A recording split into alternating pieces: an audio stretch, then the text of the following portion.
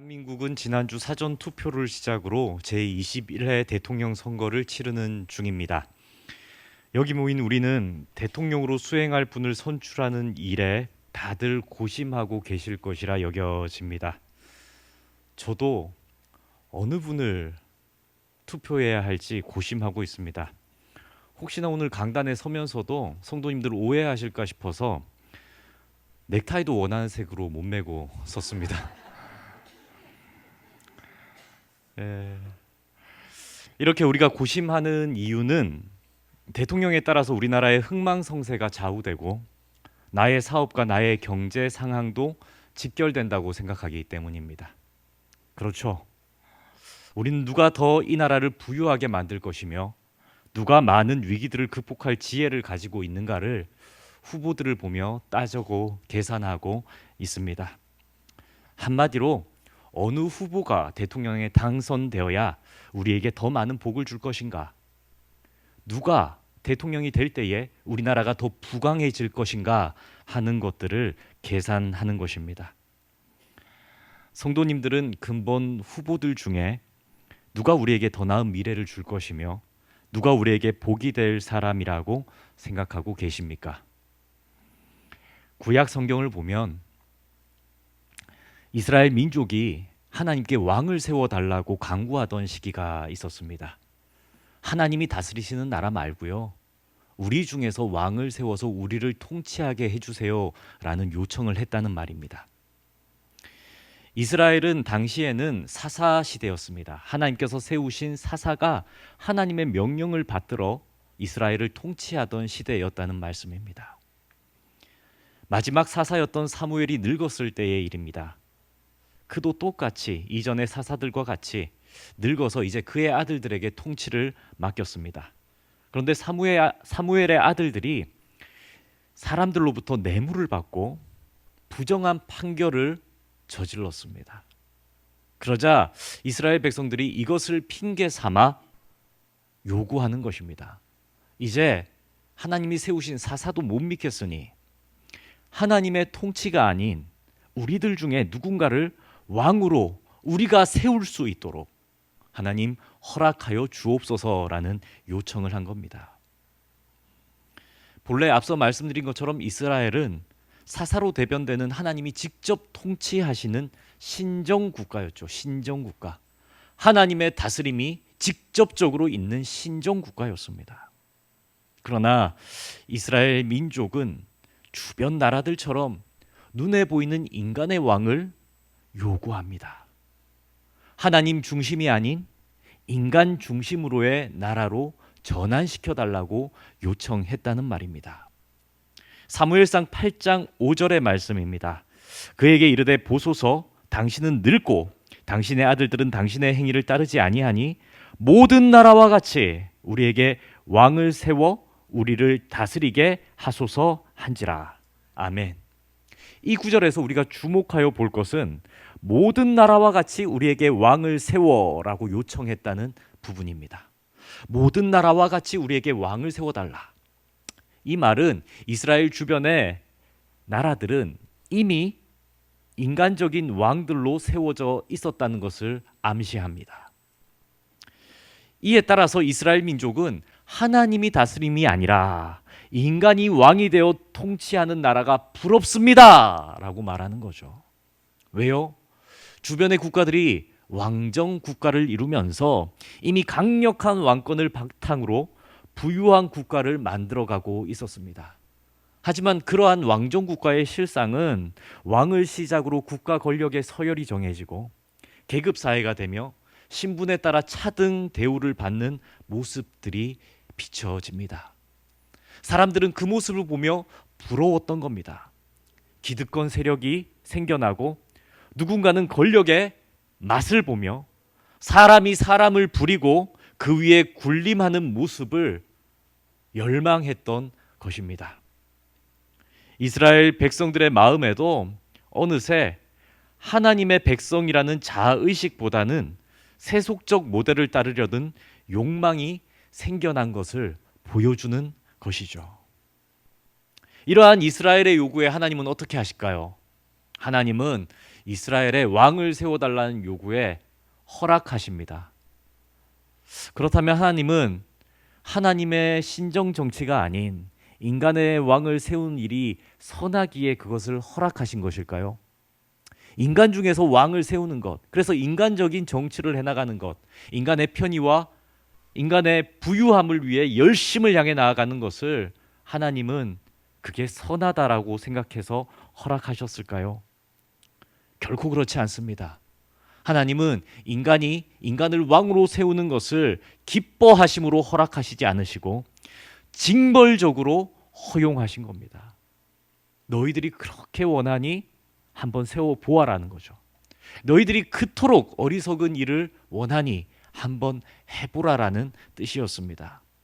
이러한 하나님의 마음이 사무엘상 8장 7절과 8절에 있는데 제가 읽어드립니다. 여호와께서 사무엘에게 이르시되 백성이 내게 한 말을 다 들으라. 이는 그들이 너를 버림이 아니요 나를 버려 자기들의 왕이 되지 못하게 함이다. 내가 그들을 애굽에서 인도하여 낸 날부터 오늘까지 그들이 모든 행사로 나를 버리고 다른 신들을 섬긴같이 내게도 그리 하는도다. 하나님은 이스라엘 민족이 왕을 세워달라는 이 요구가 마치 우상을 세우는 모습과 같다라고 말씀합니다. 너희들이 마치 너희들의 우상을 세워 너희들을 다스리게 하는 것과 같이 우둔한 일이다. 나의 마음을 아프게 한다. 말씀하시는 거죠. 그러면서 마음대로 사람을 왕으로 세우고 그에게 모든 것을 기대하는 이 우둔한 이스라엘 백성들에게 이렇게 전하라라고 말씀하십니다. 사무엘상 8장 10절에서 18절의 말씀인데 조금 길지만 우리 성도님들 함께 읽겠습니다. 사무엘이 왕을 요구하는 백성에게 여호와의 모든 말씀을 말하여 이르되 너희를 다스릴 왕의 제도는 이러하니라.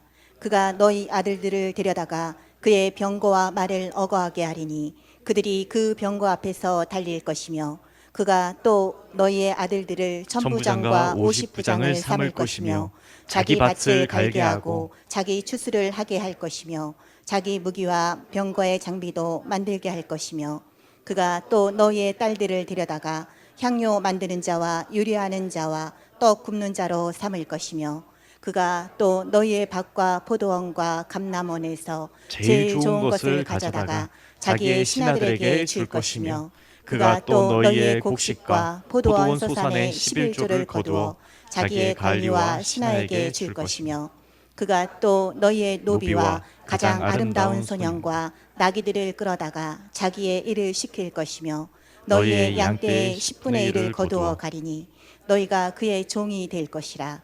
그날에 너희는 너희가 택한 왕으로 말미암아 부르짖되 그날에 여호와께서 너희에게 응답하지 아니하시리라 하니. 아멘. 성도님들, 이 말씀을 읽을 때에 어떠하십니까?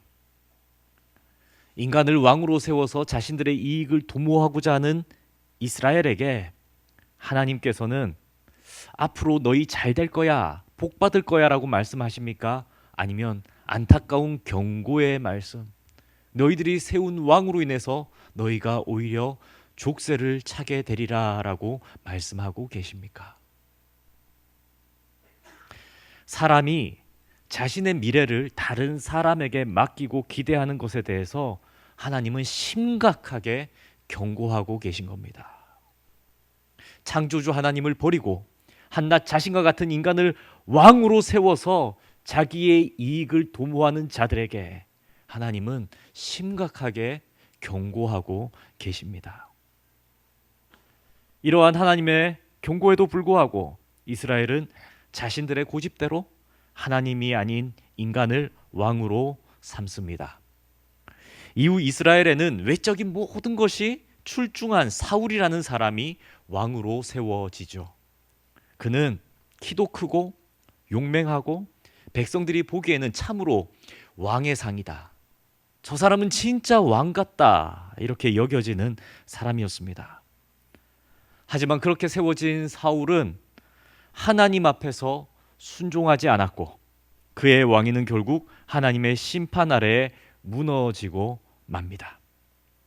사울 왕의 통치 시기는 실패로 끝이 나고 이 사건은 인간의 방식으로 세운 왕정의 본질적인 한계와 허무함을 드러내지요. 특히 주목할 점은 사울 왕이 통치하는 동안에 하나님께서 모세를 통해 이스라엘 백성에게 주었던 하나님의 임재의 상징이던 그 하나님의 법궤가 거의 철저하게 버려지고 무시되었다는 점입니다. 인간이 인간을 왕으로 세우자 그 인간은 하나님의 권위를 버렸다는 의미입니다. 하나님이 모세를 통해 주셨던 언약궤, 하나님의 임재의 상징이며 이스라엘 신앙의 중심이었던 이 법궤는 그저 한 집에 버려진 채로 수십 년을 방치당한 채 머물러 있는 모습을 성경은 말씀하기 때문입니다. 사울 왕은 왜 그렇게 했는가? 왜냐하면 사울 왕에게 있어서 중요한 것은 하나님이 아니었기 때문입니다. 사울 왕에게 중요했던 것은 자신의 군사력과 자신의 정치력과 그리고 대중의 인기를 관리하는 것이었기 때문입니다. 그가 실로 두려워했던 것은 하나님의 뜻이 아니라 사람들의 시선이었기 때문에 그러했습니다. 철저하게 인본적이고 철저하게 이성적이지만 그것으로는 다른 이스라엘 민족을 부유하게도 평안하게도 할 수 없었습니다. 실제로 사울 왕이 이스라엘을 통치하는 동안은 이스라엘은 하나님의 복이 끊어진 시대였습니다. 하나님의 말씀의 임재도 떠났고 하나님의 도우심도 철저하게 외면당한 시대가 바로 이 사울 왕의 통치 시대였습니다. 실제로 당시 고고학적 자료들을 살펴보면 사울이 통치하던 시기는 첫 번째, 상시적인 전쟁 상태였습니다. 주변에 철기 문명을 먼저 가졌던 블레셋이라는 강대국이 이스라엘을 매년마다 침략하고 억압했습니다. 그래서 이스라엘은 항상 전쟁에 대한 두려움에 시달리며 살아갔죠. 뿐만 아니라 이스라엘은 역사상 이 시기가 가장 상대적으로 가난했던 시기였습니다. 반복되는 전쟁으로 젊은 남성들이 군대에 동원되면서 농경과 목축이라는 경제 활동이 모두 위축되었기 때문입니다. 뿐만 아니라 빈번한 외세의 수탈, 수학기만 되면 침략해서 들어오니까 이스라엘은 더 이상 자기들이 거둔 양식으로 먹고 살 수가 없는, 늘 불안하고 빼앗길까 염려하는 나라로 살 수밖에 없었습니다. 이렇게 힘든 국가적 형편과 상황들은 민족 내에서 내부 분열을 일으키고 내부 분열이 심해질수록 정치적인 불신과 반목이 사울 왕의 발목을 붙잡았습니다. 인간적으로 잘해보려고 해도 하나님을 떠나서는 도무지 해답을 발견할 수 없는 시기, 인간적인 방법으로는 해답을 찾을 수 없는 시기가 이 사울 왕의 시대였습니다. 이 모든 것을 보건대 하나님의 왕되심을 거부하고 인간을 왕으로 요구하는 백성들의 끊임없는 추락, 잘 살아보세 잘 살아보세라고 얘기하며 왕을 세워보지만 자신들의 지혜로는 가장 좋은 왕을 뽑아보지만 하나님의 복을 떠나서는 도무지 그 늪을 헤어나오지 못하는 시대가 바로 이 시대입니다. 여기서 우리는 특별히 한 가지 중요한 진리를 발견할 수 있죠. 눈에 보이는 조건이 뛰어나고 세상 사람들이 보기에는 완벽한 리더처럼 보여도 하나님을 소홀히 여기는 사람을 통해서는 참된 복이 그 민족에게, 그 나라에게 흐르지 않았다는 진리입니다. 이렇게 이스라엘이 힘들어지고 어려워지자 하나님은 이스라엘의 새로운 왕을 찾으시노라 말씀하십니다. 단지 사람들이 한호하는 이스라엘 왕을 찾으시는 것이 아니라 이번에는 하나님께서 하나님의 마음에 합한 사람을 왕으로 찾으십니다. 그가 바로 다윗이죠. 다윗은 왕이 되자마자 가장 먼저 하나님의 법궤를 예루살렘 성으로 모셔오는 일을 계획합니다. 내가 왕이 되었는데 이 나라와 이 민족에 가장 필요한 것이 무엇일까 여기는 것이 왕의 마음 아닙니까? 그때 다윗은 알았던 겁니다. 하나님이 가장 필요하다. 참된 복은 왕의 칼과 창에서 나오는 것이 아니라 하나님의 임재, 하나님의 함께 하심에서 오는 것이라는 것을 그는 알았고 믿었기 때문입니다. 성도님들 아멘이십니까? 그리고 오늘의 본문은 하나님의 임재를 회복하고자 하나님의 법궤를 모시는 가정이 복을 받고 다윗이 법궤를 이스라엘의 가장 중심으로 가져오는 중요한 사건을 말씀하고 있습니다. 법궤를 가져오는 모든 일의 가정이죠. 먼저 오벳 에돔을 얘기합니다. 사람입니다. 오벳 에돔. 사무엘하 6장에 보면은 다윗이 그 법궤를 이렇게 가져오면서 법궤를 옮기는 중에 소의 등 위에 그 법궤를 올려두었는데 소들이 어떻게 합니까? 날뛰는 사건이 발생하죠. 그때 우사가 법궤를 손으로 붙잡습니다. 떨어지지 말라고. 그랬더니 그 자리에서 하나님께서 벌을 주사 그 우사가 죽임을 당하게 됩니다. 하나님의 법궤를 모시는 그 예법에 맞지 않는 행동을 했던 거죠. 혹은 그 우사의 마음속에는 법궤를 기히 여기지 않는 마음이 있었습니다. 하나님의 임재를 중히 여기지 않았던 마음이 있었던 겁니다. 그래서 형식상으로는 하나님의 법궤를 예루살렘으로 옮겨오는 거룩한 일을 수행하는 자 같았으나 그의 마음의 중심을 보신 하나님께서 그 우사를 치신 것입니다. 이 사건을 보면서 다윗은 법궤를 가져오는 일에 두려움을 느낍니다. 하나님의 법궤를 가져오기에는 우리의 준비가 더욱 필요하구나 하는 생각을 하는 것입니다. 그래서 이때 나서는 인물이 바로 오벳 에돔입니다. 가드 사람이라고 표현되어 있는데 레위인 중에 한 족속으로 우리 성경은 말씀하는 거죠. 하나님을 이미 알고 하나님을 모시던 자손 중에 한 명인 이 오벳 에돔이야말로 하나님의 법궤가 얼마나 가치 있는 것이며 하나님께서 왜 분노하시는지를 알았기 때문입니다. 그래서 이 오벳 에돔이 다윗에게 얘기합니다. 내가 저 법궤를 나의 집에 모시겠습니다. 그래서 이 오벳 에돔이 자신의 집에 이 법궤를 가져옵니다. 두려움과 떨림으로 하나님을 경외함과 하나님의 영광을 기대함으로 오벳 에돔이 자신의 집에 하나님의 법궤를 받아들였습니다. 3개월을 모시게 되는데 이 결과 오벳 에돔은 많은 복을 누리게 되었다라고 성경은 말씀하죠. 우리 본문 11절의 말씀입니다. 함께 읽겠습니다. 여호와의 개가 가드 사람 오벳 에돔의 집에 석 달을 있었는데 여호와께서 오벳 에돔과 그의 온 집에 복을 주시니라. 아멘. 어떻게 하셨다고요? 오벳 에돔과 그의 온 집에 복을 주시느니라. 아멘. 구체적으로 어떤 복을 주셨는지 성경에 기록되어 있으면 더 좋을 텐데 성경은 명확히 밝히지는 않습니다. 그러나 하나님께서 오벳 에돔뿐만 아니라 그의 온 집에 복을 주셨다. 그의 온 집에 복을 주셨다라고 성경은 분명히 기록되어 있습니다. 그거 아십니까, 성도님들? 성경을 많이 읽으면 하나님의 복에 대해서 나오는데 복받은 사람으로 거론되는 사람은 많지 않습니다. 그런데 그 중에 한 명이 이 오벳 에돔입니다. 오벳 에돔. 참고로 이 오벳 에돔이 어떤 복을 받았을까 궁금해서 살펴봤더니 유대 역사학자 요세푸스는 그의 글에서 이런 말을 합니다. 오벳 에돔의 가정은 본래 매우 가난한 가정이었으나 법궤를 모신 이후 그 마을에서 가장 부유한 집이 되었더라. 이 내용은 성경에 기록된 것은 아닙니다.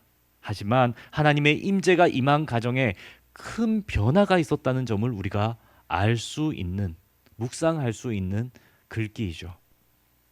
뿐만 아니라 이 오벳 에돔은 다윗이 법궤를 다시 예루살렘으로 옮겨갈 때 그 법궤를 함께 따라가며 수금을 연주하고 예루살렘으로 쫓아갑니다. 법궤와 함께 자신의 고향을 버리고 예루살렘으로 들어간다는 얘기입니다. 그러니 이 오벳에돔은 단순히 법궤를 자신의 집에 모심으로 복을 받으려 했던 사람이 아니라 하나님의 임재, 하나님의 영광 그 자체를 귀하게 여겼던 사람. 그래서 기쁨으로 하나님의 영광을 쫓아갔던 인물로 성경은 말씀하는 겁니다. 그렇게 예루살렘으로 함께 나아갔던 오벳에돔은 예루살렘 성전에서 문지기도 하고, 그리고 이 오벳에돔의 자손들은 대대로 그때부터 성전의 봉사자의 직임을 이어받아서 레위 자손으로서의 역할을 잘 감당할 수 있는 가문으로 서게 됩니다. 이 내용이 역대상 26장에 기록되어 있습니다. 그의 자손들이 문지기와 찬양대로 대를 이어서 봉사하였더라라고 말씀하시는 거죠. 성도님들, 이것은 단지 한 개인의 복을 넘어서 가정 전체에 임하시는 하나님의 은혜의 증거입니다. 하나님을 믿고 하나님을 의지하고 하나님의 영광을 붙잡는 자에게 주시는, 하나님의 왕되심을 기다리는 자에게 주시는 하나님의 은혜의 증거입니다. 생각해 보십시오. 당시 하나님의 법궤는 하나님의 임재와 하나님의 말씀을 상징하는 것이고, 그리고 언약의 상징이었지 않습니까? 오늘날 우리의 삶에서도 하나님의 말씀이 우리의 삶의 중심에 있고, 하나님의 임재를 나의 삶의 모든 시간 속에서 가장 소중하게 여긴다면 우리도 오벳에돔처럼 복된 삶을 누릴 수 있다, 성경은 말씀하는 것입니다.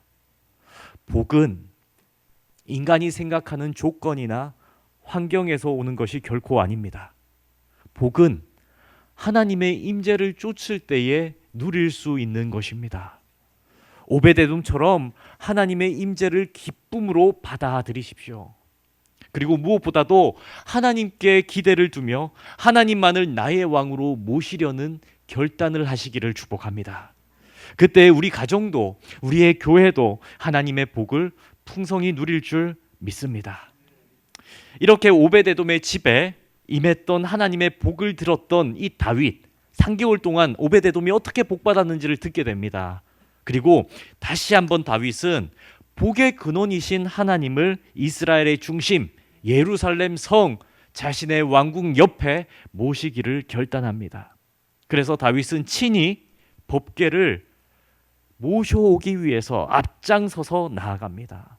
그리고 법궤를 모셔오며 예루살렘으로 들어가는 그 길에 모든 사람들 앞에서 얼마나 기쁨과 보라라면서 춤을 춥니다. 그리고 성경을 보십시오. 6걸음마다라고 적혀 있습니다. 6걸음마다. 하나님을 모시는 일이 얼마나 귀한 일이냐 하면서 6걸음마다 어떻게 합니까? 살찐 송아지를 잡아다 하나님께 제사를 드립니다. 그 먼 길을 법궤를 모셔오면서 6걸음마다 제사를 드리며 기뻐하였더라. 뿐만 아니죠. 이번에는 이스라엘 모든 백성들이 왕과 함께 법궤를 맞이하는 것을 기뻐합니다. 나팔을 불고 즐거이 환호하고 하나님께서 이제 이스라엘을 통치하시리라, 하나님의 임재가 이스라엘에 함께 하시리라는 기대로 환호하며 즐거워합니다. 본문 15절 말씀입니다.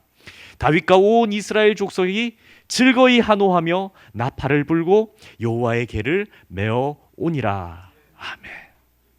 이 장면은 단순히 법궤를 옮기는 역사적인 사건을 묘사한 것이 아닙니다. 이 장면은 복의 근원이 무엇인가? 사울 왕의 통치를 경험했던 이스라엘 민족들이 깨닫는 회심의 모습을 보여주는 겁니다.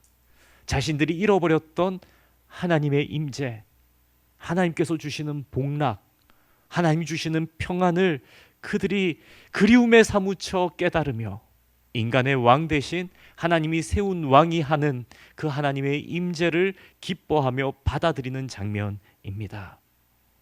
이전의 이스라엘 민족은 인간의 왕을 의지했고 정치적 안정과 군사력, 경제적 번영의 조건을 더 중요하게 생각했을지 몰라도 오히려 그런 모든 것들이 그들을 힘들게 했다는 것을 깨달았습니다. 그리고는 알게 되죠. 인간의 인생에 주는 참된 복은 인간의 지혜에서 오는 것이 아니라 하나님의 말씀에서 오는 것이구나. 인간이 누리는 모든 복들은 인간의 깨에서 나는 것이 아니라 하나님께서 주시는 은혜에서 오시는 것이구나 하는 것을 알게 됩니다.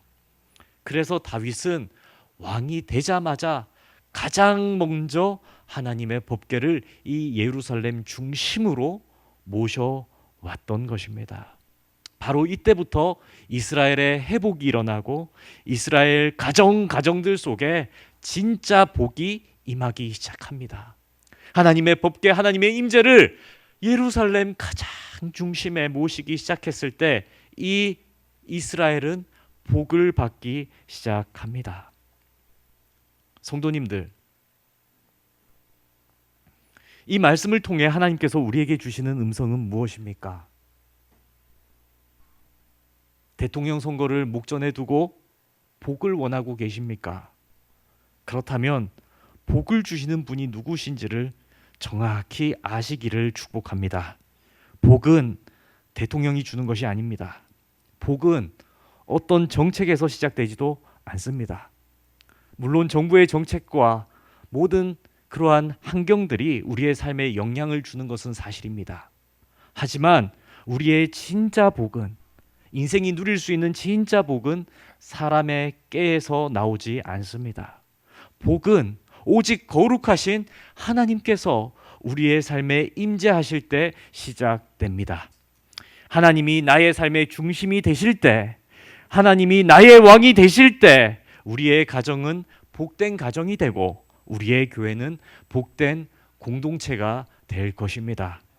이사야 33장 22절은 이렇게 선포합니다. 대저 여호와는 우리 재판장이시요 여호와는 우리에게 율법을 세우시니요 여호와는 우리의 왕이시니 그가 우리를 구원하실 것임이라. 아멘. 하나님만이 우리의 왕으로서 진짜 복의 근원이 되십니다. 하나님이 다스리시는 인생은 흔들리지 않습니다. 하나님이 임재하시는 가정은 참된 평안이 흐를 것이며 하나님이 주인 되시는 공동체에는 부요함이 풍성하게 흘러 넘칠 것입니다. 그러므로 우리는 오벳에돔처럼 다윗처럼 살아야 합니다.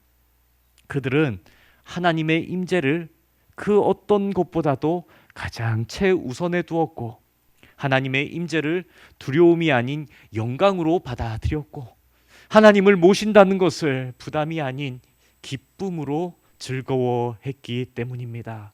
하나님의 말씀대로 살아내는 것을 어리석다 여기지 않고 하나님의 말씀대로 사는 것이야말로 인생을 즐겁게 만들어갈 수 있는 유일한 방법이라 믿었던 것입니다.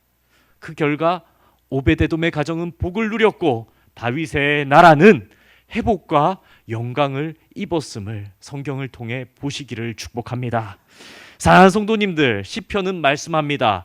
여호와를 가까이함이 내게 복이라. 아멘. 우리 함께 봉독하겠습니다. 여호와를 가까이함이 내게 복이라. 아멘. 우리 다시 한번 크게 선포합시다. 여호와를 가까이함이 내게 복이라. 아멘. 우리가 바라는 진정한 복은 오직 하나님의 임재 안에만 있습니다. 하나님의 말씀이 중심이 되고 주님을 위한 나의 기도가 살아있으며 하나님의 도를 경외하는 삶 속에 반드시 참된 복이 임할 것입니다.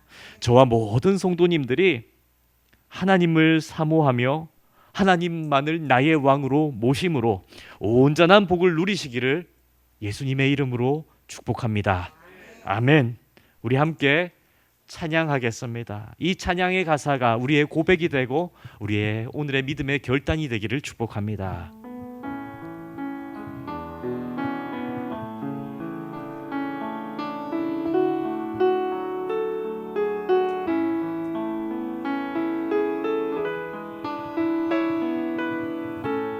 나의 힘이 되신 여호와여, 내가 주님을 사랑합니다. 주는 나의 반석이시며 나의 요새시라. 주는 나를 건지시는 나의 주, 나의 주, 나의 하나님, 나의 하나님, 나의 피할 바위시요 나의 방패시라. 나의 하나님, 나의 하나님, 나의 하나님, 나의 하나님, 구원의 뿌리시요 나의 산성이라. 나의 하나님, 나의 하나님, 나의 하나님, 나의 하나님, 생명의 면류관으로 생명의 면류관으로 내게 씌우소서. 나의 하나님, 나의 하나님, 나의 하나님, 응답의 면류관으로 응답의 면류관으로 내게 씌우소서. 내게 씌우소서. 다시 한번 고백합시다. 나의 하나님, 나의 하나님, 나의 하나님, 치유의 면류관으로 치유의 면류관으로 내게 씌우소서. 내게 씌우소서. 나의 하나님, 나의 하나님, 나의 하나님, 치유의 면류관으로 내게 씌우소서.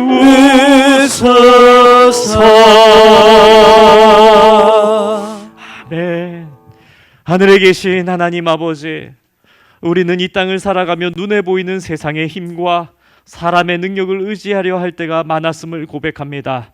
마치 이스라엘 백성들이 인간의 왕을 세워달라고 했던 것처럼 우리도 하나님의 임재보다 세상의 안정과 번영을 더 바랐음을 회개합니다. 그러나 오늘 주신 말씀을 통해 다시금 깨닫습니다. 참된 복은 사람에게서 오는 것이 아니요 오직 주님의 임재와 다스림 안에 있다는 것을 고백합니다. 오베데돔의 가정처럼, 다윗의 나라처럼 우리의 가정과 교회도, 우리의 민족도 하나님의 임재를 가장 중심에 모시게 하여 주옵소서. 주님의 말씀이 우리의 삶을 이끄는 능력이 되게 하시고 주님을 경외함으로 인해 복된 삶을 누리게 하여 주옵소서. 하나님, 우리 가정 가운데, 우리 교회 공동체 가운데, 그리고 이 나라 대한민국 가운데 하나님이 왕이 되어 주시고 주권을 세워 주옵소서. 이제 우리 모두가 주님만을 경외하며 사람이 아닌 하나님께만 소망을 두고 살아가기를 원합니다. 여호와를 가까이함이 복이라는 고백이 우리의 진정한 고백이 되게 하여 주옵소서. 이 모든 간구 예수님의 이름으로 기도드리나이다. 아멘.